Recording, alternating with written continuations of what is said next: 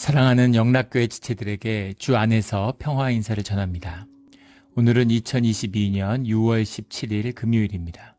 오늘의 묵상 본문은 욥기 10장 1절로 22절까지의 말씀입니다. 오늘 본문 말씀 10장 1절부터의 말씀은 이렇게 시작합니다. 내 영혼이 살기에 곤비하니 내 불평을 토로하고 내 마음이 괴로운 대로 말하리라. 9장에 이어서 친구들하고 함께 이야기하고 있는 그런 욥의 고백이죠. 동시에 친구들과의 대화의 한 부분이지만 하나님을 향한 욥의 고백이기도 합니다. 친구들하고 변증하는 게 아무 의미가 없죠. 무슨 의미가 있겠어요. 그런데 하나님의 말씀을 나누고 있는 것이기 때문에 하나님 앞에, 그 말씀 앞에서 자신의 존재의 문제를, 존재의 아픔을, 그 이슈를 주님 앞에 토로하는 이제 그런 고백을 드리고 있는 것이죠. 근데 오늘 그 본문의 1절의 말씀은 아주 그 재미있는, 그 문법적으로 재미있는 표현입니다. 내 불평을 토로하고 라는 게 이제, 내 불평을 토로하고 이렇게 해석을 했는데, 나거타의 하프시, 버하이웨이라는 말이에요. 나거타라고 하는 말이 이제, loath, 영어로 하면 뭐 dislike, disgust 이런 것이고, 하프시라고 하는 게 이제 내 영혼, 나의 심령, my soul 이런 거죠. 합시라는, 비헤이웨이라고 하는 게 이제 우리의 삶, my life 이런 겁니다. 내 삶. 그래서 내 영혼이 내 삶을 아주 그냥 디스거스트하게 생각해 이런 거죠. 아우, 내 심령이, 내 몸이, 내 삶이 너무 디스거스트해, 너무 싫어, 로스해 이런 거예요. 그만큼 이제 삶이 고통스럽다는 거죠. 인생을 견디기 어렵다는 겁니다. 처음부터 가난했으면 뭐 크게 어려움을 못 느끼겠죠. 익숙해지니까. 근데 아주 부자로 있다가 가난해지면 처음부터 가난한 것보다 더 불쌍하죠. 얼마나 힘들겠습니까? 막 좋은 거 먹다가 갑자기 못 먹게 되면 계속 안 좋은 음식 먹으면 잘 못 느끼잖아요. 늘 평생 맥도날드 햄버거를 먹었다 이러면 뭐가 문제겠습니까? 그런데 무슨 막 세상에 없는 무슨 진귀한 요리를 먹다가 근데 인생의 말년에는 맥도날드밖에 못 먹는다 이러면은 얼마나 비참하겠어요. 또 맥도날드를 먹다가 인생의 말년에는 아예 밥도 제대로 못 먹는다. 이렇게 되면은 정말 더 비참한 거죠. 그런 이제 아픔을 이야기하는 겁니다. 깊은 삶이 너무너무 고통스러워서 심령이 견딜 수 없는, 지금 자식을 잃고 기업을 다 잃고 뿐 아니라 몸에 질병을 얻어서 순간순간이 아주 그 목이 타는 것처럼 고통스러운 그런 것을 겪고 있으니까 내 심령이 견딜 수가 없다 이러는 겁니다. 사람이 육신으로 어려움이 닥치면 육신으로 자기를 차단하죠. 그래서 어려움을 겪은 사람들, 고생한 사람들이 이제 힘든 이유가 그거죠. 에고가 점점 강화되기 때문이에요. 자기 삶을 육신으로 철벽을 칩니다. 모든 관계를 분리시키는 거죠. 그래서 동굴로 들어가는 거예요. 그래서 자기 심령이 그것을 이제 조작하고 만들어내면서 망상장애 같은 거잖아요. 내가 억울하고 다 남 탓이고 뭐 이런 식으로 자기를 지키게 되는 거죠. 심령을 지키려고 하는 거예요. 몸에 약간 힘들어도 또 몸이 아프면 사람이 자기 육신 자꾸 건드리니까 점점 더 분리된 육신을 자기로 느끼는 게 강화되잖아요. 그러니까 그 사람이 힘들고 이기적인 사람이 되는 것이죠. 그런데 그런 차원이 아니라 본질적으로 형언할 수 없는 육체의 질병을 앓게 되면 그러면 영이 무너져 내리는 거죠. 영육 간의 하나이기 때문에 심령이 견딜 수가 없는 거예요. 그래서 깊은 고통을 얘기하는 거죠. 내 심령이 내 삶을 아주 역겹게 생각한다 이런 표현인 겁니다. 참 뭐라 말할 수 없는 고통스러움이 그냥 내가 불평을 토로하고 불평불만을 얘기한다 이런 차원의 이야기가 아니라는 것이죠. 훨씬 더 깊은 고통의 이야기가 말씀 가운데 느낄 수 있어요. 그 말씀이 내 영혼이 살기에 곤비하니, 이것도 너무 우리말로 하면 그냥 그런데 영어로 하면 아주 독특한 표현입니다. 그 히브리어로 하면 에자바흐 알라이라는 말인데, 에즈바흐 알라이라는 말인데, 에즈바히라는 말이 이제 이걸 영어로는 I will give free course, I will give free course to me 뭐 이렇게 썼어요. 알라이라는 게 이제 나에게 이런 말입니다. 그러니까 뭐 let me talk about myself 뭐 이런 거죠. Let me talk to me. Let me talk to me about myself 뭐 이런 겁니다. 내가 나에게 나에 대해서 이야기하게 해다오 이런 거죠. 예. 내가 나에 대해서 이야기한다. 간증 같은 거죠. 내 의식이 내 무의식에 대해서 토로한다. 반대로 나의 참나가 나의 무의식이 나의 의식 세계, 나의 삶의 세계에서 이야기한다. 뭐 이렇게도 반대로 볼 수도 있고 이런 굉장히 심오한 표현이죠. 예. 나의 심령이 내 삶에 대해서 고백한다. 뭐 이런 진실에 대한 삶의 진실에 대한 이야기입니다. 간증의 이야기죠. 예, 간증의 이야기는 내 삶의 이야기지만 그냥 내가 살아온 이야기가 아니죠. 주님과 나의 관계 안에서 나의 심령이 경험한 그 실제의 세계, 보이지 않는 세계, 그 세계 가운데 그것이 어떻게 내 삶 속에 실제화되었는가라는 걸 고백하는 것이 나의 간증이죠. 네, 이것입니다. 이런 깊은 아픔을 토로한다 이런 말입니다. 3절에 주께서 주의 손으로 지으신 것을 학대하시며 멸시하시고 악인에게 빛을 비추시기를 선히 여기시나이까. 네. 지금 심령으로 영은 하나니까 주님의 역사하심을 느끼고 있는 거죠. 예. 악인에게 빛을 비추시기를 선히 여기시나이까. 이런 고통의 고백을 하고 있는 겁니다. 주의 손으로 지으신 것이라는 말이 이제 예기야, 카페이카라는 말인데 예기야라는 게 이제 프로덕트죠. 만들어진 물건들 프로덕트예요. 근데 이게 야가라는 말에서 왔는데 야가라고 하는 말이 이제 그로 자란다 이런 얘기입니다. 주님이 이렇게 애써 키워서 화초같이 곱게 키운 것, 예, 이런 것을 학대하십니까? 이런 이야기죠. 예. 근데 얘기야 카페이카라는 게 이제 걸작품 이런 말이에요. 정말 정성스럽게 만들어낸 최고의 작품 이런 뜻입니다. 우리 성경에 비슷한 표현이 나오죠. 마야 세아데카라는 말인데 예, 주님이 지으신 모든 세계 뭐 이런 시편의 고백에 나오는 시편 38편인가요? 거기도 나오고 또 뭐 욥기 14장에도 나오고 34장에도 나오는데 성경에 나오는 이 표현들 마야 세아데카라는 건 손의 작품이란 손으로 만드신 것, 주님이 친히 만드신 것 이런 의미라면 여기 나오는 야기야 카페이카라는 말은 아주 걸작품, 최고의 작품, 주님이 이렇게 정성스럽게 만드신 것을 왜 뿌십니까? 이런 이야기죠. 네. 우리가 주님의 손으로 만든 정성스럽게 만들어진 작품이에요. 예. 세상 사람들이 뭐라고 하던 내 눈에 세상 눈에 어떻게 비추던 그런 거하고는 말도 안 되는 기가 막힌 작품입니다. 인간의 작품이라고 하는 건 정말 신비 그 자체죠. 이 생명이 귀한 것을. 예. 이 보잘것없는 육신에다가 이 뇌 구조를 보세요. 예. 심령이 우리의 영이 워킹하기 위해서 우주보다도 복잡한 뇌를 만들어 주셨습니다. 예. 기가 막힌 거죠. 예. 제가 주중에도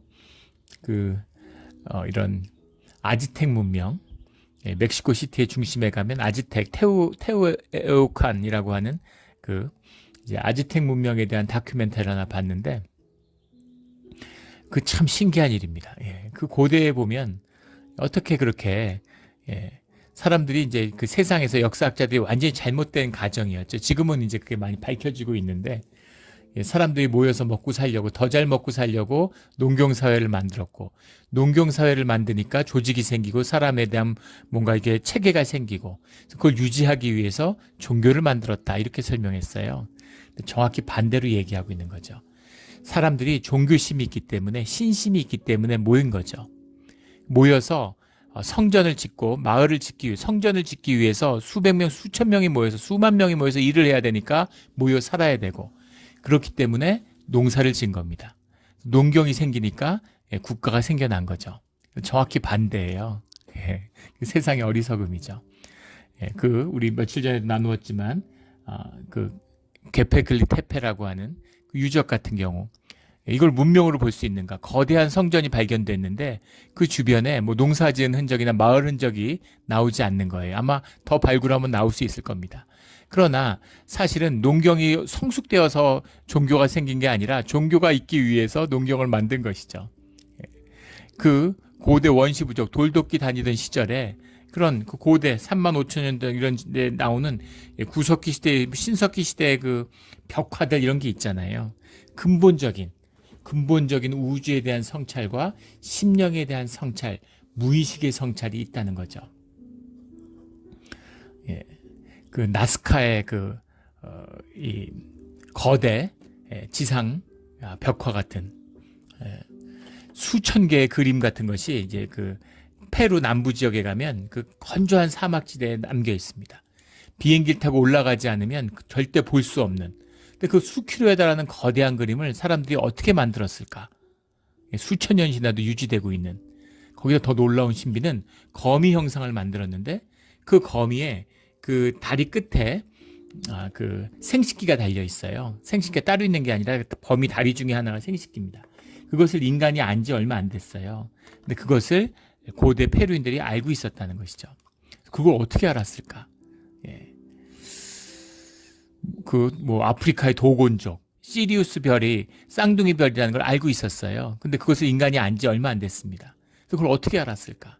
그래서 무슨 외계인이 알려줬다, 외계인을 위해서 만든 거다, 온갖 소리를 하지만 참으로 어리석은 이야기죠. 인간의 심령, 집단 무의식의 세계, 그 무의식의 영의 세계에서는 그 모든 지혜를 알고 있는 것이죠.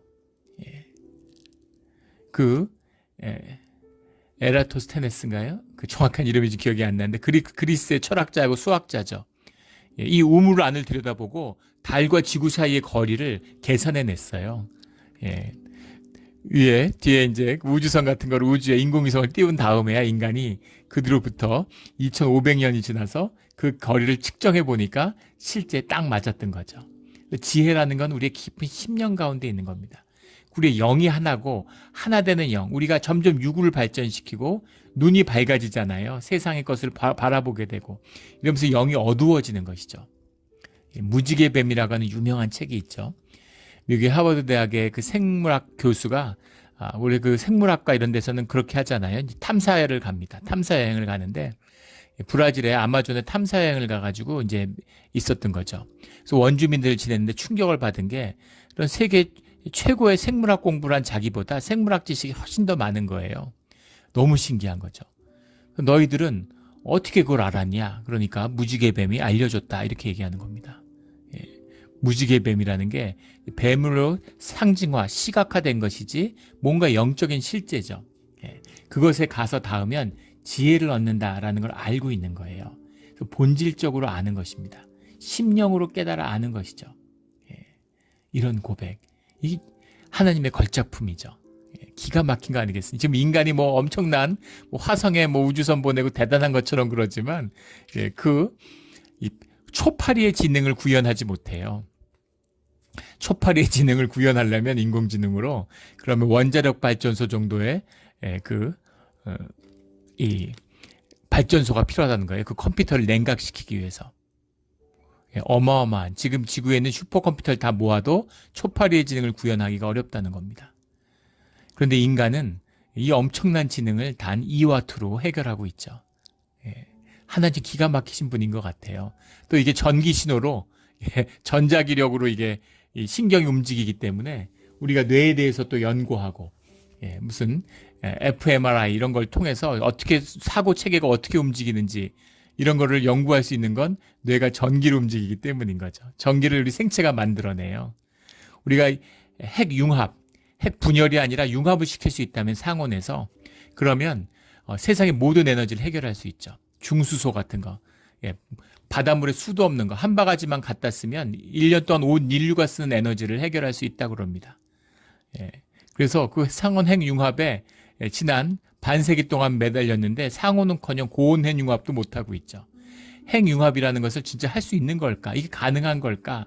이런 깊은 회의에 빠질 때마다 우리가 그걸 버릴 수 없는 건 우리의 몸이 핵 융합으로 움직이기 때문이죠.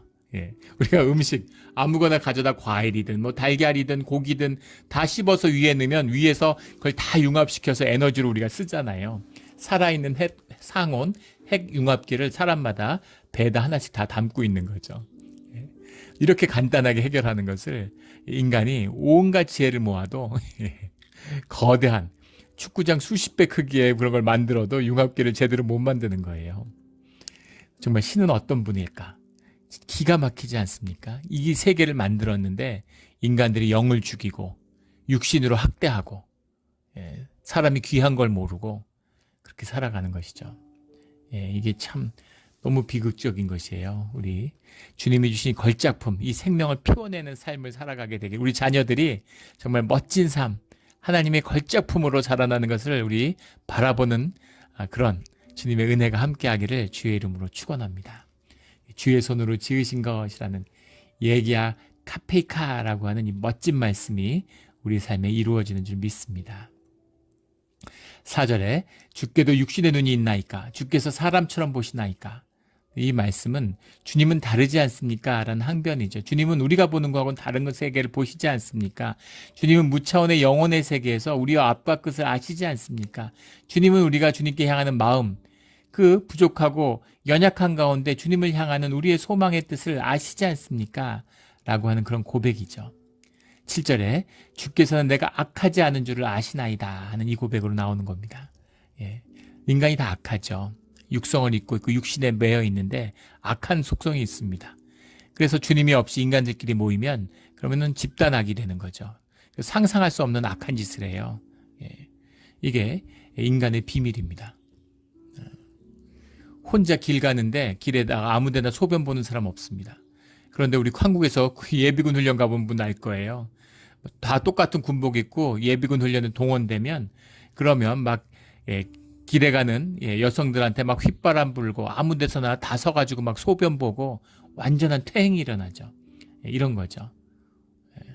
집단악. 모든 인간이 악합니다. 그 악을 얘기하는 것이 아니라 내가 악하지 않은 줄이라고 하는 것은 우리가 주님과의 관계를 끊거나 주님으로부터 떠나려고 하지 않았다는 것을 주님이 아시지 않습니까? 라는 그런 뜻이죠. 주님이 우리의 깊은 중심을 아시지 않습니까? 또 욥이 그렇게 삶의 최선을 다해 살아왔다고 하는 그런 고백입니다. 본질, 어떤 존재론적인 의미가 아니라 삶의 애티튜드를 얘기하는 것이죠. 9절에 기억하옵소서 주께서 내 몸 지으시기를 흙을 뭉치듯 하셨거늘 다시 나를 티끌로 돌려 보내려 하시나이까. 티끌이라는 말이 아파르라고 하는 말인데 우리 창세기에 나오는 우리 흙으로 주님이 우리를 만드셨다 할 때 아파르고 그 아브라함이 죽어서 흙으로 돌아갔다라고 할 때 아파르죠. 흙입니다. 티끌이에요. 정말 어떻게 이런 거를 통찰했는지 정말 인간이 티끌로 되어 있죠. 우리 몸의 99.9%가 텅 빈 공간이고 에너지의 파동입니다. 티끌의 파동으로. 그래서 왜 티끌이 뭉쳐 있는가? 우리 소립자의 세계로 들어가면 결국 에너지가 파동이고 입자인데 왜 파동이면서 동시에 입자인가? 입자로 묶어주는 게 뭐냐 도대체? 그 진동, 그 파장의 비밀이 뭐냐? 그걸 못 풀고 있는 거죠. 왜 똑같은 입자로 만들어졌는데 어떤 건 다이아몬드고 어떤 건 탄소일까? 왜 똑같은 입자로 만들어졌는데 어떤 건 벽돌이고 어떤 건 내 뇌일까? 다 똑같은 거잖아요. 이 비밀, 이 진동의 비밀, 이 비밀이 사실은 주님의 비밀이죠. 신적인 비밀입니다. 신성이에요. 기가 막힌 것이죠. 기가 막힌 것입니다. 10절에 주께서 나를 젖과 같이 쏟으셨으며 엉긴 젖처럼 엉기게 하지 아니하셨나이까. 이것은 전형적인 히브리식 표현인데 문학적인 표현이죠. 생명이 잉태되는 과정을 문학적으로 표현한 것이다. 이렇게 보고 있습니다. 이렇게 엉긴 젖처럼 엉기게 했다. 마치 그 젖이 액체인데 엉겨서 고체가 되듯이 그렇게 티끌이 엉겨서 우리의 육신을 이뤘다라는 거죠. 그리고 실제 이제 양자역학 같은 데 보면 그게 맞다는 거잖아요. 기가 막힌 거죠. 우리 몸이 텅 비어 있는데 그런데 우리 몸이 이렇게 꽉 차 있다고 느끼는 건 전자력의 반발 때문이라는 거잖아요. 입자의 반발력. 그래서 그 물리학과 같은 데 입학을 하면 예전에 그 버클리대 물리학과 교수가 그 얘기를 해요. 그걸 도저히 받아들이지 못하잖아요. 우리 몸이 텅 비었다는 걸. 그래서 물리학과 입학하면 그걸 느껴주게 하기 위해서 입자기를 몸에다 대고 쏴준답니다. 몸이 꽉 차 있으면 튕겨 나가야 되는데 쏘는 대로 99.9%가 비어 있으니까 다 통과되는 거죠. 그래서 결만 맞으면 벽을 통과할 수 있다는 거잖아요. 말이 됩니까? 벽에 계속 달려들면 언젠가 한 번은 벽을 통과할 수 있다는 거죠. 결 맞음이 일어나면 딱 공간과 빈 공간이 딱 겹치면 싹 벗어날 수 있다는 거예요. 과학적으로 제로가 아니라는 겁니다. 참 믿을 수 없는 오히려 과학자들이 더 신비를 이야기하는 것 같죠. 근데 그런 신비가 우리 존재의 본질이다라는 겁니다. 빅뱅 같은 거잖아요. 과학자들이 그렇게 본질을 파고들어서 연구를 하더니 결국 알아낸 건 엑스 니힐로죠. Something from nothing. 무에서 유가 창조됐다라고 하는 우주의 본질을 밝혀냈어요. 우주의 현상을 조사하니까 그 실제화된 것의 본질, 그 실체는 무엇이냐면 결국 nothing에서 나왔다는 말이 돼요. nothing은 nothing이고 something은 something이지 nothing에서 something이 어떻게 나옵니까? 뭐가 도대체 nothing을 something으로 만들어요? 무엇이 nothing에서 something을 밀어낸 겁니까? 알 수 없죠. 그런데 하여간 본질은 물체의 실체를 규명하고 나니까 nothing에서 something이 나왔다는 거죠. 창조론입니다. 과학이 창조론을 이야기하고 있어요. 그래서 뭐 창조니 진화니라고 싸우는 건 진짜 어리석은 일이죠. 얼마나 어리석으면 그런 논쟁을 하겠어요. 늘 진실하고 또 진실해서 주님의 섭리를 만나는 우리 모두가 되기를 주의 이름으로 축원합니다. 12절에 생명과 은혜를 내게 주시고 나를 보살피심으로 내 영을 지키셨나이다. 그래서 내 생명이 어떻게 여기까지 왔는가에 대한 고백이죠. 생명과 은혜를 주셨기 때문에 물질이 이루어졌다고 해서 생명이 되는 것이 아니죠. 우리 인간들이 소고기를 만들 수 있어요. 실험실에서 소고기를 만들 수 있다고 합니다. 얼마 지나면 이제 공장에서 소고기를 만들지 소를 키워서 소에서 소고기가 나오지 않을 거라고 얘기하죠. 근데 중요한 것은 아무리 과학이 발달해도 소고기를 만들지 소를 만들지 못한다는 겁니다. 닭고기를 만들지 닭을 만들지 못한다는 거예요. 고기는 만들 수 있다는 거죠. 그런데 도대체 생명이 뭐냐라는 겁니다. 생명이 뭐냐. 인간이 인공의식을 만든다고 하는데 인간의 의식이 뭔지를 몰라요. 도대체 의식이란 게 뭘까요? 인간의 의식을 모르는데 인간이 인공의식을 만들 수 있을까요? 뭘 만든지를 모르는데. 근데 이럴 수는 있죠. 만들다가 뭘 만든지를 모르다가 만들다가 우연히 만들어질 수 있다. 창발적으로. 뭐 이런 이야기는 하는데 그건 주님의 몫이죠. 인간이 뭘 만들겠습니까? 생명의 신비를 알 수 없는 것입니다. 그걸 표현하는 그 고백이 생명의 은혜. 이걸 뭐 생명과 은혜다 이렇게 얘기했는데 은혜로운 생명이다. 생명이 은혜인 것이죠. 주님이 은혜로 주신 거예요. 이 생명의 비밀입니다. 15절에 내가 악하면 화가 있을 것이오며 내가 의로울지라도 머리를 들지 못하는 것은 내 속에 부끄러움이 가득하고 내 환난을 내 눈이 보기 때문이니라. 욥의 정직한 고백이죠. 내가 악하다면 화가 있는 것이 당연한데 내가 설령 의로울지라도 머리를 들지도 못합니다. 왜냐하면 내 속에 내 존재에는 부끄러움이 가득하기 때문인 것이죠. 주님이 살피겠다고 하시면 주님이 치시겠다고 하시면 누가 그것을 감당할 수 있겠습니까? 이런 거죠. 주님이 내 죄를 찾으시고 내 죄를 징계하시겠다고 드시면 그러면 어떻게 우리가 감당을 하겠습니까? 이런 겁니다. 은혜로 감싸주시지 않았습니까? 사랑으로 덮어주시지 않았습니까? 긍휼로 함께 해주시지 않았습니까? 이런 고백이죠. 아주 진실하고 처절한 고백입니다. 17절에 주께서 자주자주 증거하는 자를 바꾸어 나를 치시며 나를 향하여 진노를 더하시니 증거하는 자라는 게 이제 고통을 의인화하는 것이죠. 그러니까 얼마나 고통스러운지 이걸 생생하게 표현하고 있어요. 잠시도 견딜 수 없는 너무너무 고통스러우니까 마치 군대가 번갈아 치는 것처럼 이런 아픔 저런 아픔이 계속해서 찾아오는 것이죠. 20절에 나를 버려두사 잠시나마 평안하게 하시되 얼마나 고통스러우면 어차피 죽을 건데 죽기 전에 잠시라도 좀 평안을 주십시오. 숨을 쉴 수 없는 끝없는 고통이 이어지고 견딜 수 없는 고통 가운데 정말 숨쉬기가 어려우니까 잠시나마 육신이 있을 때 그럴 때 잠시나마 평안을 주십시오. 가슴이 정말 이걸 묵상하며 약간 울컥했어요. 얼마나 고통스러우면 이런 고백을 드릴까 이런 생각이 들었습니다. 22절에 땅은 어두워서 흑암 같고 죽음의 그늘이 져서 아무 구별이 없고 광명도 흑암 같으니이다. 광명도 흑암 같으니이다 라고 하는 이 말씀은 뭘까? 흑암이라고 하는 건 이제 죽음을 상징하는 것이죠. 땅이 어두워서 흑암 같다라는 것. 죽음이 임박하고 21절에 보면 죽음의 그늘진 땅으로 가기 전에 죽음을 인식하고 있어요. 죽음 이후의 세계를 광명인데 광명도 흑암 같다라고 고백하고 있는 겁니다. 광명이 흑암 같다라는 이 말씀이 굉장히 어려운 말씀이죠. 이 말씀에 대한 수많은 주석과 신학적인 논란들이 있는데 예. 그것을 이제 크게 흐르는 뜻은 무엇이냐면 죽음 가운데에서도 죽음이라는 건 끝나는 거고 죽음은 고통스러운 것입니다. 예. 기독교의 가장 위대함은 죽음을 정복한 것이죠. 예, 역사를 보세요. 죽음이 모든 걸 삼켜버립니다. 예, 그래서 문명이라는 건 죽음을 딛고 올라가는 것이죠. 하지만 동시에 죽음에 대한 두려움의 표현이죠. 그런데 그 죽음의 힘이 모든 걸 삼키는 것이에요. 삶을 긍정하지 못하는 죽음의 세계가 모든 걸 빨아들이는 거죠. 피라미드가 사람들의 사람들을 공포로 올매고 모든 사람의 삶의 생계를 죽음의 힘으로 빨아들여요. 피라미드, 무슨 진시황의 이런 거는 결코 선한 역사라고 보이지 않는 이유죠. 그런데 부활하신 주님을 영접한 죽음을 이길 수 있는 죽음 이후의 내세에 대한 소망을 품게 된 사람들이 이 현실에 대한 이 윤리적인 긴장을 만들어내는 거죠. 그게 소위 말하는 프로테스탄트 윤리잖아요. 기독교가 남긴 선물이죠.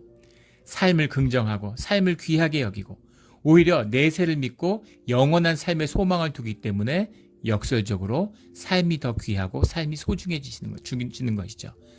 내일 세상이 멸망해도 오늘 사과나무를 심을 수 있는 삶의 소망을 품게 되는 것. 이것이 내세관, 천국의 소망이 주는 선물이에요. 그래서 저 삶이 귀하고 좋은 것입니다. 삶이 유한한 것이지만 그렇기 때문에 삶을 더 누릴 수 있는 거죠. 삶이 전부인 사람은 삶을 누리지 못해요.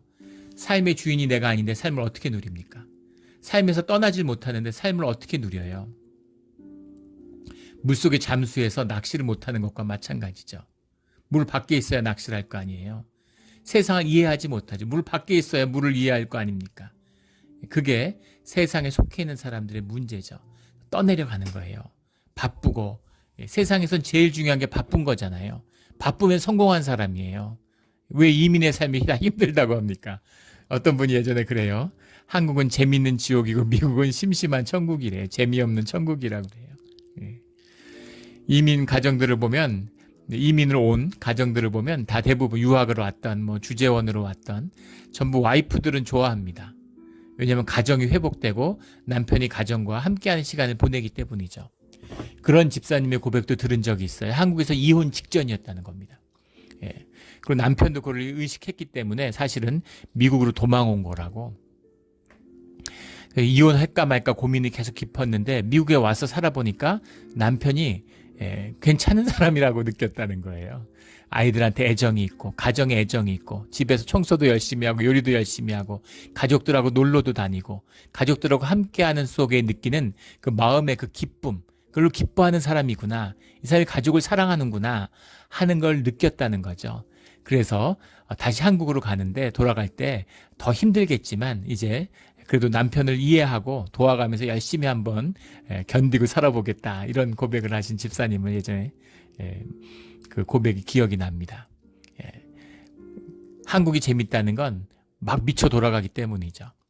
미국이 심심한 건 미국에도 세상에 속한 사람들이 미쳐 돌아가는데 거기에 속하지 못했기 때문에 한 가지인 것이죠. 또 미국에 물론 장점이 있습니다. 기독교 문명이 있고 가족을 중시하고 소중히 여기는 이제 그런 문화가 있죠. 가족 그런 또 소중한 문화도 물론 있습니다. 그런데 바쁜 사람들, 세계를 돌아다니고 정신없고 회장님 돼서 10분 단위로 약속을 잡고 이러면은 신나고 좋은 것이죠. 본질은 뭐냐면 인생을 다 놓치고 인생이 썩어버리는 거죠. 다 떠내려가는 거예요. 아무것도 남지 않는 마귀의 계계죠. 하나님이 보물을 주셨는데 엿을 바꿔먹고 달다고 좋아하는 겁니다. 이 어리석음이 인간의 어리석음이죠.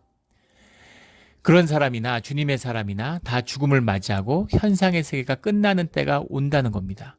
그런데 똑같이 다 두려워요. 믿음이 있고 천국에 소망이 있다고 죽음이 두렵지 않거나 죽음이 무섭지 않거나 죽음이 슬프지 않은 게 아닙니다. 이 또 기독교가 종교화돼가지고 종교의 거짓에 빠지고 이원화돼서 마치 슬프면 안 되는 것처럼 늘 기뻐하라고 주님이 말씀하셨으니까 야 기쁘다 그러고, 원수를 사랑하라고 하니까 나는 아무도 미워하지 않는다 그러고, 거짓말로 거짓 위선과 의로 주님의 임재를 패하는 이런 또 종교의 거짓이 횡행하죠. 원수를 사랑하라는 게 감정의 얘기가 아니죠. 어떻게 원수가 밉지 않을 수가 있겠어요? 원수든 나든 생명 안에서 하나라는 것을 인식하라는 겁니다. 거기에 걸맞는 태도를 가지라는 거예요. 원수를 갚는 순간 네가 먼저 죽는다. 그 얘기인 거죠. 살아야 된다. 삶과 영에 대한, 본질에 대한, 진리에 대한 올바른 태도를 가져라. 이 말씀인 것이죠. 감정을 누가 다스릴 수 있어요? 감정은 감정이 떠내려가는 것이죠. 죽음이 오면 슬퍼요. 목사님, 제가 아는 목사님 중에서 이제 돌아가신 걸 앞두고 절대 울지 말라고, 그리고 모두 다 웃으라고, 기뻐하고, 모두 다 기쁨의 찬송을, 슬픈 찬송 이런 거 부르지 말고 기쁨의 찬송을 불러라. 그런 걸 유언으로 남기신 분을 봤어요. 정말 대단한 믿음의 사람이 죽음 앞에서 기쁜 소망에 사로잡히는 거죠. 또 뭔가를 보신 거죠. 느끼는 거죠. 육신이 죽어가니까 영이 살아나잖아요.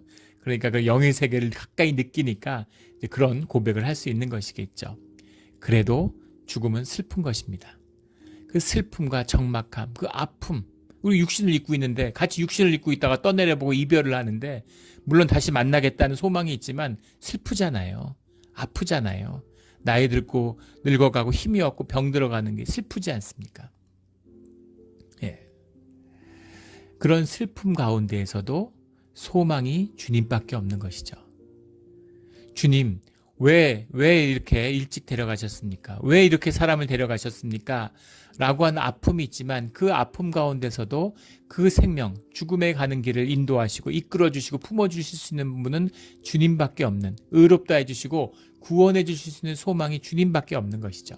이것이 광명과 흑암이 같이 하는 비밀입니다. 깊은 슬픔 가운데서도 광명이 있고 그 광명을 바라보는 가운데서도 깊은 슬픔이 있는 것이죠.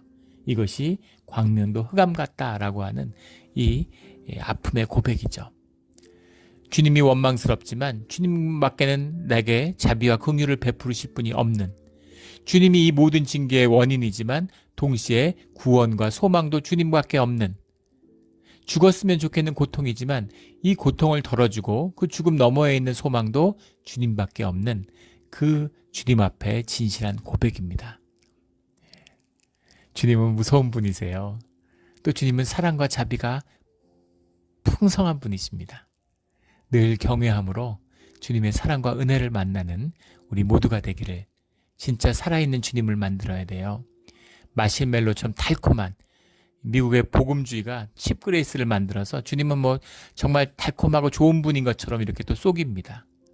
주님은 달콤하고 좋은 분이에요. 하지만 동시에 무서운 분입니다. 경외함으로 주님의 이 따뜻한 사랑과 함께하는 우리 모두가 되기를 주의 이름으로 축원합니다. 아멘. 함께 기도드리겠습니다. 하나님 아버지 감사합니다. 주님의 은혜로 여기까지 왔습니다. 주님의 사랑이 아니고 주님의 긍휼이 아닌 것이 하나도 없음을 우리의 삶 가운데서 보게 됩니다. 주님, 우리 마음 가운데 두려움이 있습니다. 주님은 두려워하지 말라고 말씀하시지만 우리가 현상 가운데 세상 속의 조건과 환경을 보면서 우리 안에 두려움이 있습니다. 믿음으로 두려움을 이기고 소망으로 삶을 견디어 살아가는 하나님의 역사하심에 증이 되는 삶을 살기를 원합니다. 주님, 함께하여 주시옵소서. 주님밖에 소망이 없음을, 주님밖에 길이 없음을, 주님이 우리의 유일한 구원이심을 주님의 이름으로 다시 한번 고백합니다. 십자가의 보혈로 덮어 주시옵소서. 주님께 감사하며 오늘 하루를 주님께 올려드리며 예수 그리스도 이름으로 기도드렸습니다. 아멘.